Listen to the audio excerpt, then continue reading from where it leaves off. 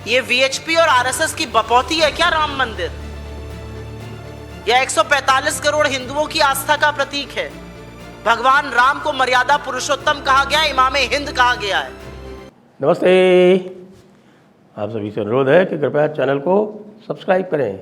Subscriber button दबा के फिर आपका जो बेल आइकॉन है वो भी दबा के साथ में वीडियो को लाइक भी करें।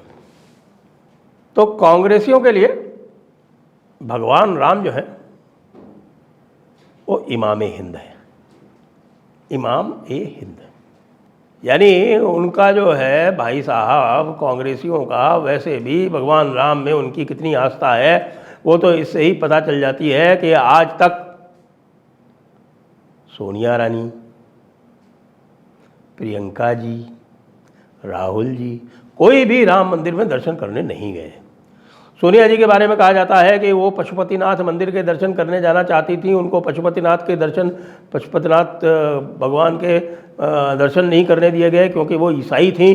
तो उन्होंने गुस्से में आके नेपाल का ब्लॉकेड करवा दिया राजीव गांधी से। इसका अर्थ ये है कि वो पशुपतिनाथ के मंदिर में तो जाना चाहती थी, अन्य किसी मंदिर में उनको जाते आज तक नहीं देखा गया। कहते हैं कि साहब जगन्नाथ मंदिर में जाना चाहती थी, तो वहाँ भी चूँकि गैर हिंदुओं के प्रवेश पर बैन है, रोक है, तो वहाँ भी जाना चाहती थी। वो सभी ऐसे मंदिरों में जाना चाहती हैं जहाँ पर गैर हिंदुओं के जाने पर रोक है, लेकिन ऐसे किसी भी मंदिर में नहीं जाना चाहती जहाँ पर गैर हिंदुओं को प्रवेश वर्जित नहीं है। यानी राम मंदिर तो आपको पता है, अयोध्या रामानंदियों की नगरी है वैसे भी। और रामानंद जी, स्वामी रामानंद जी, जिनके नाम पे पूरा रामानंद संप्रदाय है, रामानंदाचार्य, उनके जो परंपरा में आते हैं वो रामानंदाचार्य बनते हैं, जैसे आदिशंकर की परंपरा में आने वाले शंकराचार्य बनते हैं। तो उन्होंने तो भाई ये कहा था कि उनकी जो बहुत ही प्रसिद्ध उक्ति है वो ये है कि जात पात पूछे नहीं कोई, हरि को भजे सो हरि का होई। तो अब ये तो बिल्कुल स्पष्ट है कि कांग्रेस वालों को हरि को या राम को भजने से कोई लेना देना नहीं है। उनके लिए राम जो है वो पूरी तरह से एक राजनीति का मोहरा भर है। इसीलिए उनको मर्यादा पुरुषोत्तम राम को उसी सांस में इमाम हिंद कहने में कतई शर्म नहीं आती। अच्छा, जब लोग कोई आपत्ति कहते हैं तो कहते हैं अरे वो तो भाई अल्लामा इकबाल ने कहा था। अल्लामा इकबाल ने कहा था, वो कौन थे अल्लामा इकबाल? उनके भी इतिहास पे आते हैं। हालांकि मैं इसमें एक कैविएट और लगा देना चाहता हूँ कि हमारे परम पूज्य सरसंघ चालक जी भी कह गए हैं कि साहब की कुछ लोग जो हैं अन्य धर्मों वाले भगवान राम को इमाम हिंद कहते हैं। तो ये जो सेक्युलर कीड़ा जो आरएसएस को काटा हुआ है ना, ये ऐसे मौके पर जो ये सुप्रिया श्रीनेत ने कहा, ये बहुत दुख देता है। क्योंकि आप उनको टोको तो वो तुरंत लेके आ जाते हैं कि अरे भाई आपके पूजनीय महापूजनीय सरसंघ चालक जी ने भी यही कहा था। अब लोग आधे लोग अपना सा मुंह लेके रह जाते हैं कि भाई सरसंघ चालक जी भी उनको इमाम हिंद कह देते हैं। अरे भगवान राम को इमाम हिंद कहना भगवान राम का अपमान है। क्यों? क्योंकि इमाम जो है वो तीसरे दर्जे का होता है, कम से कम तीसरे दर्जे का। वैसे तो चौथे, पाँचवें, छठे, सातवें से लेके 100वें दर्जे तक के इमाम होते हैं, लेकिन हाईएस्ट जो इमाम हो सकता है वो शिया धर्म में जो इमाम महदी कहते हैं वो है। लेकिन उनका भी दर्जा जो है वो अल्लाह और रसूल के बाद है। और शिया भी भगवान राम को इमाम महदी के बराबर नहीं मानते हैं। तो आप अपने भगवान को कोई दूसरा जो है अपने अल्लाह के नीचे माने, रसूल के नीचे माने, इमाम महदी के नीचे माने, आप बड़े प्रसन्न। क्यों प्रसन्न भाई? कह दीजिए ना सीधे सीधे कि यार तुम अपने काम से काम रखो, और जो रसूल कह गए ना, या सॉरी आपके कुरान में कह दिया गया है ना, क्या वो है सूरा अल काफिरून, काफिरों के लिए जो है वो उसमें कहते हैं कि भाई तुम्हारा मज़हब तुम्हारे लिए, हमारा मज़हब हमारे लिए। उन्होंने कहा था, कॉन्टेक्स्ट बिल्कुल अलग है। कॉन्टेक्स्ट ये है कि सामने वालों ने कहा था कि भाई ऐसा है तो इतने इंटॉलरेंट मत बनो, अपन एक दूसरे के जो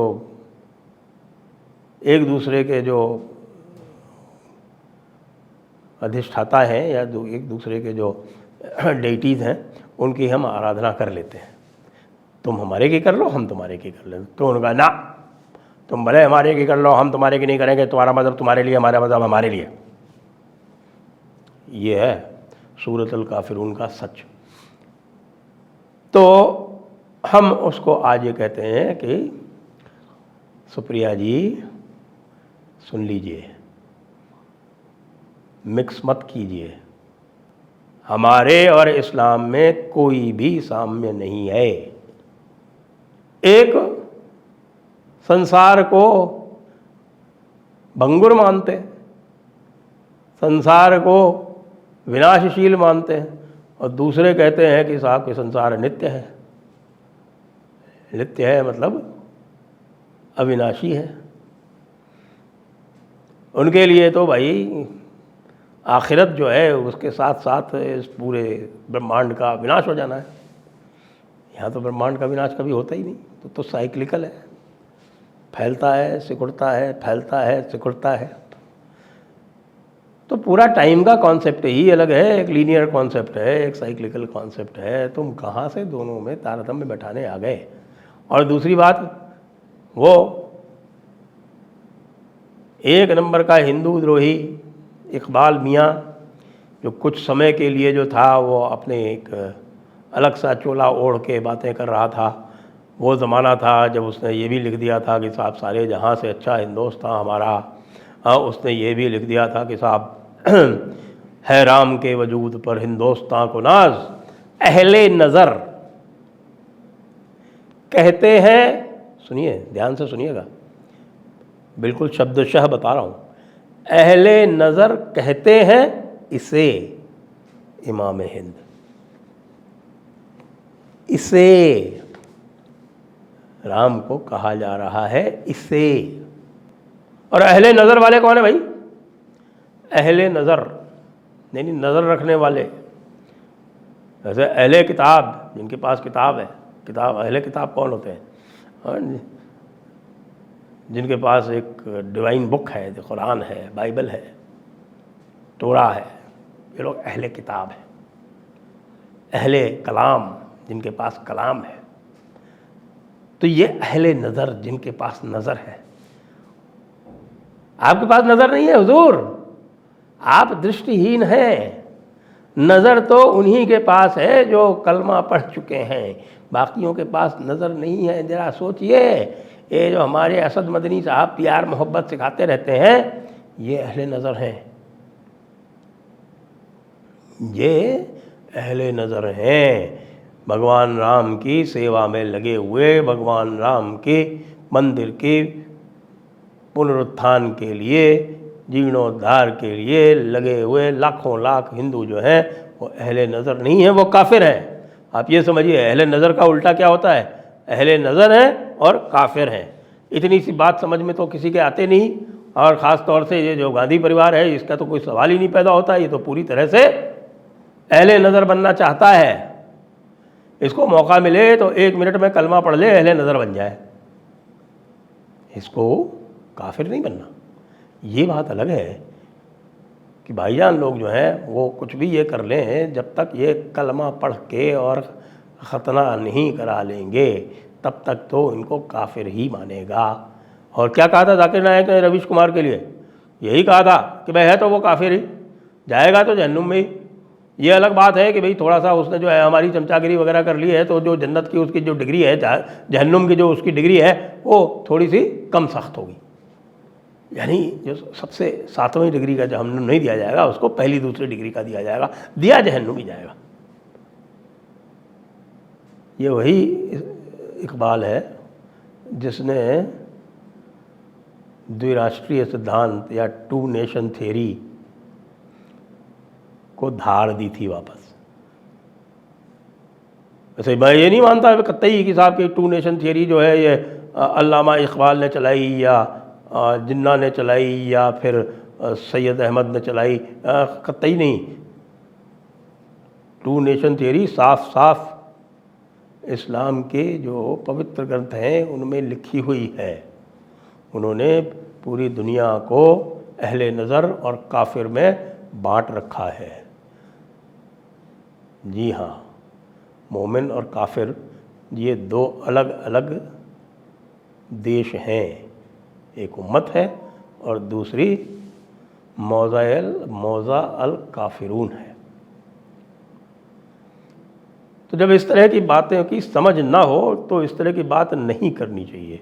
यही आपके जो जिसकी इकबाल की बात कर रहा हूँ, यही सारे जहाँ से अच्छा हिंदुस्तान हमारा और अहले नज़र कहते हैं इसे इमाम हिंद।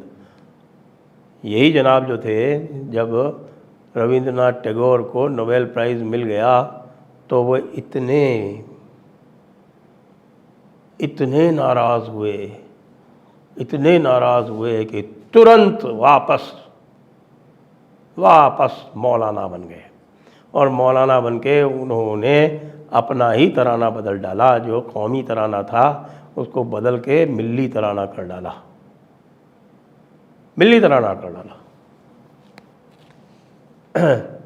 सारा जहां हमारा हो गया, हिंदुस्तान हमारा से सारा जहां हमारा हो गया।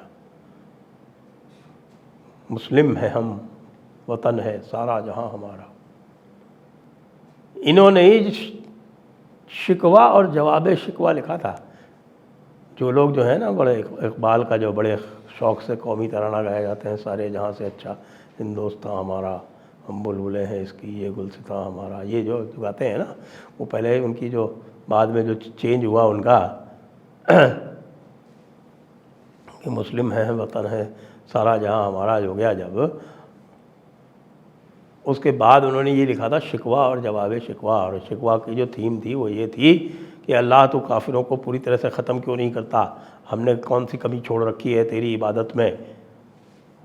हमने कोई कमी नहीं छोड़ी, हमने सब कुछ किया, जो तूने कहा वो किया, लेकिन उसके बाद भी तू जो है वो काफिरों को ख़त्म नहीं करता। शिकवा है उनका। फिर उसका जवाब शिकवा देते हैं। वो जवाब शिकवा कहते हैं कि साहब कमी हम ही में है। वो जवाब शिकवा इसलिए दिया गया क्योंकि जो आलिम उलमा बिरादरी है वो उनसे नाराज़ हो गई। और फिर यही जो है वो बाद में जिन्ना को बुला के लाते हैं। जिन्ना को बुला के ला के उसको बताते हैं कि ये देखो, ये इस्लाम का कॉल है और पूरी दुनिया जो है वो दो कौमों में विभाजित है, तो भारत कैसे दो कौमी नहीं हो सकता है? इसको दो कौमी नज़रिया कहते हैं, द्विराष्ट्र सिद्धांत कहते हैं, टू नेशन थियरी कहते हैं। तो इसलिए जो कोई भी भगवान राम को इमाम हिंद कहता है वह ईश निंदा कर रहा है। और मेरे विचार से तो उसको ईश निंदा का भागी होना चाहिए। आरएसएस वालों से मेरा ये निवेदन है कि थोड़ा आपका भी स्टैंड जो है वो अहले नज़र के हिसाब से नहीं बल्कि हिंदू दृष्टि के हिसाब से परीक्षण कर लें। जय हिंद, जय भारत, वंदे मातरम।